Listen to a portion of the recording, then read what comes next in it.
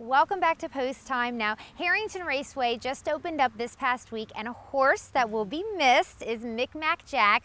Sue is going to tell us about Micmac Jack, a horse that's been very, very special to her. But first, I want to give you a little timeline about this horse.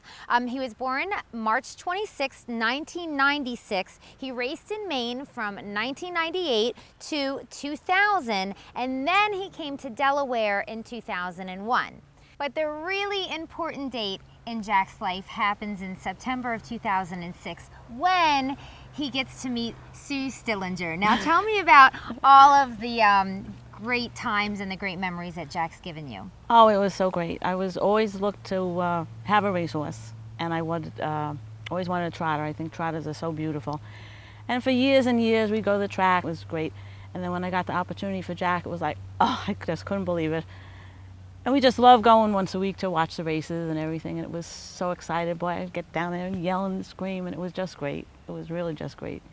Now, Sue isn't really hands-on as far as an owner. Like, she didn't jog him or rub him or anything. Well, always rubbing his head and always feeding carrots. But let me tell you, I mean, she was over to see Jack every single day. She lucked out because where he trained was right next door.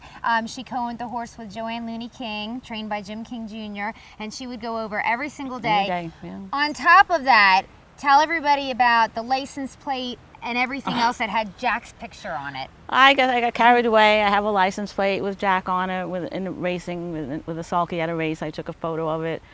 I got mail stamps and I got checks and I got address labels and I got a Christmas ornament. I got everything because I just went totally crazy.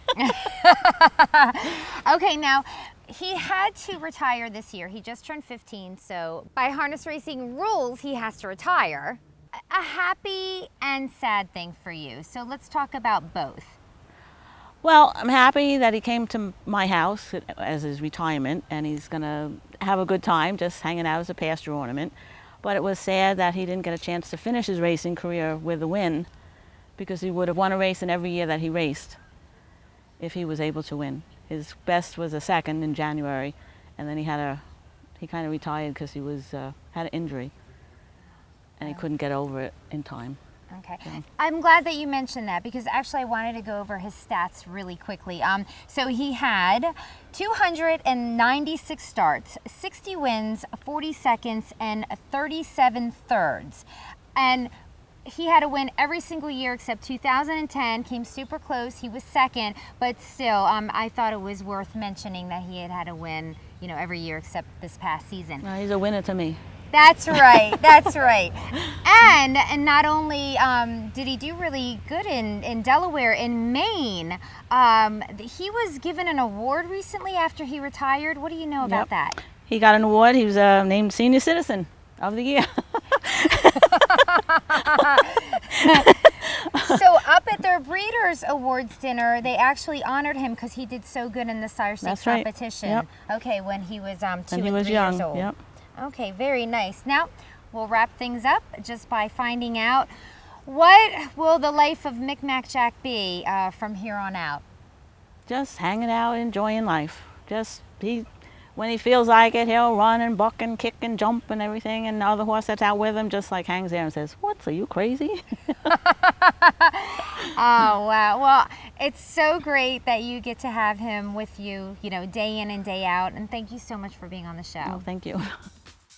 We just saw one Mac, who is a trotter, and that is our hint. That leads us into this week's Post Time Brain Teaser.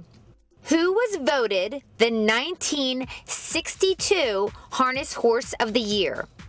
I'll give you the answer after this.